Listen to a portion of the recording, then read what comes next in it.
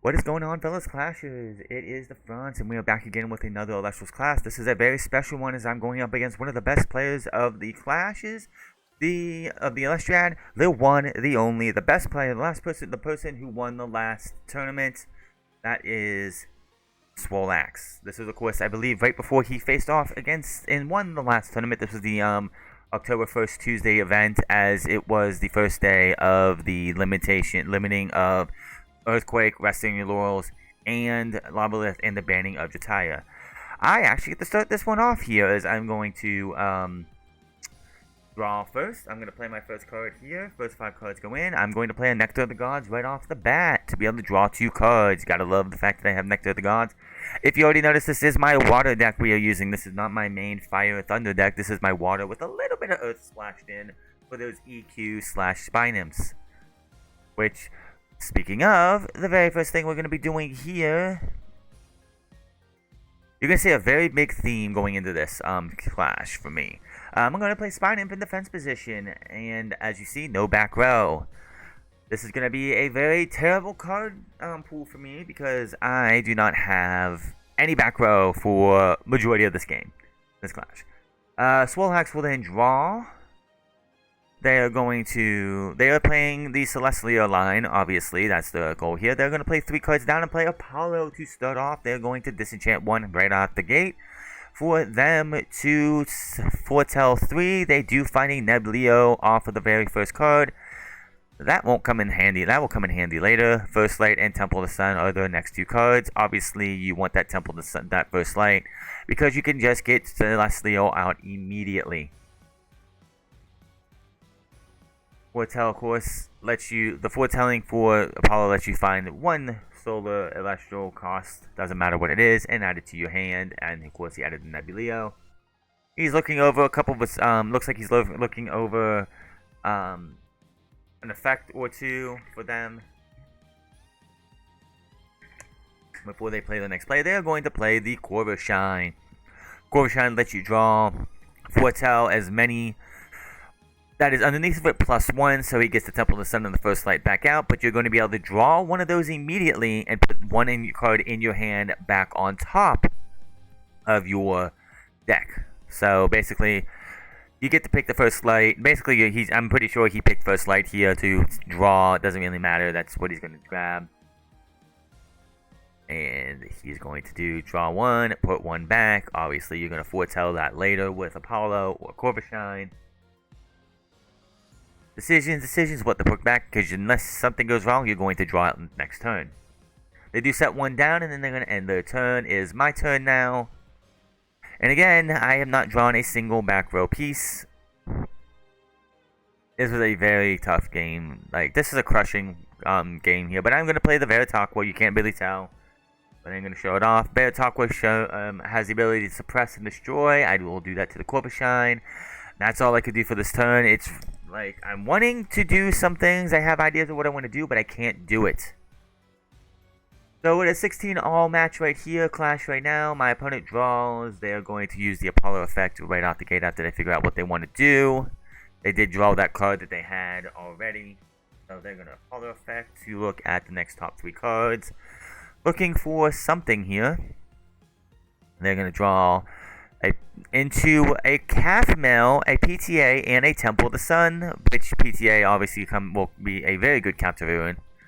Honestly, with the way my deck was going, I would have loved to have some kind of like look feature in my deck. My deck, of course, still needs some fixing to it. It's not completely ready to be anything. They are going to play the Nebuleo, which is going to allow them to foretell 4. Looking at the Temple of the Sun, they're going to add the Ambrosia and the Shield of Achilles. Honestly, obviously, you want to look for Nebuleo, Leo Light, Celestial, or First Light for a Leo Bright to be able to add to your hand, a Nebuleo to add to your hand. They get none of those, but they do have a pretty good stack of 4 for the next 4 turns if they were not to do any foretelling for the next 4 turns. They are going to attack into my Veritaqua to take it down. Unfortunately, that's unfortunate. A Tsunami there would have been fantastic, because that would have changed this game completely. I draw. Only thing I really can do, and it's not the best play in the world. Yeah, this deck definitely needs some tweaking to it. I just don't know what to do with it. I'm going to play a second Spine Nymph to fortify my defenses, basically is all I'm doing, and that's all I'm going to be able to do and end my turn. 15 to 15 right now. We have a tie clash going on when it comes to spirit count. My opponent draws. Then thinking of what they're going to do. Very obvious answer because they do have it in their hand. You know they do. You love to see it. If you're a solar caster, they're going to play the First Light. And anybody says First Light is a bad card is a fool. I'm sorry. They're going to grab the Celestial, which obviously, it's very obvious that's what they're going to do. And they're going to put it on the top of the deck because that's what you do here. And then they're going to foretell with the Nebuleo to be able to get the Celestial, which also lets them go and play Apollo as well after the fact, because then they're able to sit here and do the Lumaru or the Soul Spell to just get more foretelling. And that's what they're gonna do. They're gonna pop the Apollo. They're going to foretell 3 more to be able to get the Lumaru, Soul Bell, or the Shield of Achilles. They will grab the Soul Bell, which is a very normal play to do. So they grab the Celestial, do that. They Apollo 3, they pick Soul Bell in their hand. They do grab Plucky here, which Plucky is going to get them their second Apollo. Which, obviously, if you're running the Celestial line, you definitely need 3 Apollos just because you're going to go through those foretells. If you know what you're doing, he's going to add 3 more to the top of his deck. And he's going to do another Apollo effect because it is a second Apollo. He's going to get 2 Gorgon's Gaze and an Earthquake, which is devastating to me to see, especially later on in this clash, knowing that he's eventually, if not already next turn, going to get that Earthquake to have in his hand for when I get a big boy on the field, if I do. After all of that, that turn was a turn. He has 10 spirits, I have 15. If I could get something to go my way, this clash could go differently than where it goes. But unfortunately, I do not. I draw, I expend 1 water, but it's not to draw. As I figure out what I'm going to do here. I expend the draw to play everyone's favorite little water tadpole, the Tadpuff, which is a very good Elestral. I'm going to ascend into Caprigal. Unfortunately, they are going to play PTA, which is their set card. But I am going to get to destroy the Plucky on their side of the field. Of course, Caprigal's effect is if I destroy an Elestral in battle, I get to bring a 1-cost Water Elestral back from the underworld in defense position. Unfortunately, I wish it was a Mustation to be able to put that 6 defense on the field, preventing Nebuleo from being able to attack into it. The only option I really had was Veritaqua because, let's be honest, I'm not bringing a Tadpuff back. I'm just not. There is literally no reason to bring a Tadpuff back. So that ends my turn at my opponent having 7 spirits after having to use the PTA. I'm down to 11. So right now I'm in a very good position when it comes to spirit-wise, but it's not even close to being over. My opponent draws. They're thinking of what they want to do because they have multiple ways to foretell right now. But to make the foretelling even more interesting for them, they are going to play a Soul Bell in defense position. That Chocolate's promo Stellar version. They're going to be able to then use Apollo's effect to not just foretell 3, but foretell 5 as you're looking for the Soul Stalks. Because getting Soul Stalks onto the field right now would actually benefit because you get Soul Stalks on the field, you get to add 2 more, I think it's 2 or 3 more spirits from your underworld onto Apollo, basically. And he gets a soul, he does his foretell, he does the Nebuleo effect because if you find the Soul Stalks in those 2, he doesn't take anything because it's not on Nebuleo, Leo Bright, Celestia, or Soul Bell. So, or First Light, so there's none of that. He's also then going to just then do the Apollo effect to get the 5 because if that 5th one is the Soul Bell, the Soul Stalks, he would then be able to grab that Soul Stalks. Unfortunately for me, there is no soul stocks found in this one. He is going to take the Lumaru, which is fine. There's nothing wrong with that. Put those back the way they want to. And then they're going to end up playing Ambrosia here in a second. So, yeah. Definitely could have been a very interesting way this clash goes if they would have got the soul stocks. But, nope. They will play Ambrosia to get 3 spirits back.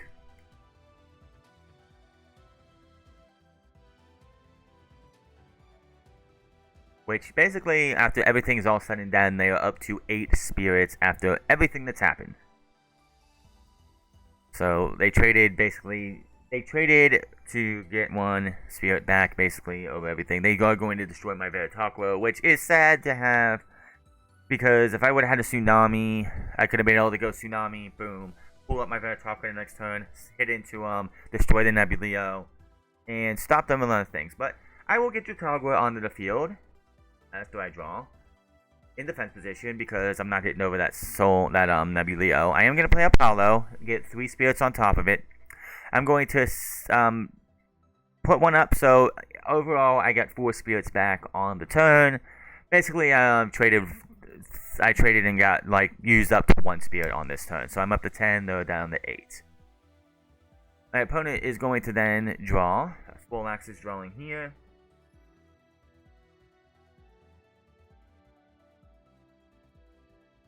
So, yeah. They're going to do the Nebuleo effect here. Now, they're going to foretell 2 Gorgon Gazes, a Soul Bell, and a Nebuleo. Now, obviously, you would want to get the Nebuleo and have everything else, but they're not going to do that for a very specific reason. It's a very obvious reason why you do not want to pull those 2 Solar Elestrals. Then they're going to do the Apollo 1 more time to get 5 to see if they can get 1 more Soul Stocks. They do not. They do find a second Apollo, though. The third Apollo, which obviously it's going to be Apollo, the 2 Solar Elestrals, and then the 2 Gorgon's Gazes for very obvious reasons. So, yeah. They are in a very good position. They might be down on spirits right now, being 7 spirits, and I had 10. But let's be honest, I'm nowhere in the driver's seat right now, at all. There's very, very rare way I could even win this. I needed some counter ruins to pop up on my side in order to be even able to hit them. And that's the devastating thing about this. They're at 8 spirits before this play here. They are going to play a... they are thinking about what they want to do. But they are going to play the Calf Mill in defense position. Calf Mill gets destroyed in battle or by any other means. You get 3 Solar Spirits back, unless, of course, there's a suppression. Nebuleo, of course, in attack position is going to take out the Veritaqua. Again, asking myself, where are my Tsunamis? I have 3 Tsunamis in this deck, and I cannot get any of them. So, I do play an Ambrosia to get 3 spirits back. Then I play this is a very ballsy play coming up here, as I'm going to send a Nexus 1 over to one of my Spine Imps, and then I'm going to ascend into Majesty. Majesty makes it, because it's not properly enchanted, it does no damage. It does nothing. It has no effect at all. Normally it would, but I'm going to put the Trident Poseidon down, which is going to be able to prevent counter ruins from happening. And after what is it? 5 turns. This is turn 6 here. After 5 turns going into turn 6, damage has finally been dealt to somebody's spirit deck. I'm able to take off 2 spirits from Swolelax, knocking them down to 5 spirits. And I'm like, oh, this is I played 2 people with the Elestronauts. I played Caleb back when the Elestronauts Season 2 was going on. That film didn't get done right. And I played Swolelax here. Both of them I've gone down to the wire in both clashes, but we'll see how this one goes. Now comes where they just Swolelax decides to destroy my soul. With 2 Earth Spirits, they're going to play the Earthquake to destroy my Majesty, thus pretty much ending any chance of me winning this. So then Swolelax is going to go, well, and they're going to take the 2 spirits on the field. They're going to grab 1 more. They're going to send into the big kitty cat. And they're going to bring out the Celestleo. Now, that gets them 3 spirits back as well because the calf mill was destroyed. So, I had them down to 5 spirits. They get 3 back. They are going to foretell. They are going to find 1 Nebuleo, thus popping my Spy Nymph. Which, of course, if you find any solar enchanted Elestral, when you foretell via the Celestleo effect, you get to destroy that many cards on that side of the on your opponent's side of the field. So, if they would have foretold 4 and I have 4 cards on the field, they are able to go out of their way and destroy 4 cards on my side. Now, this next turn, I forgot to change the camera around. I do draw.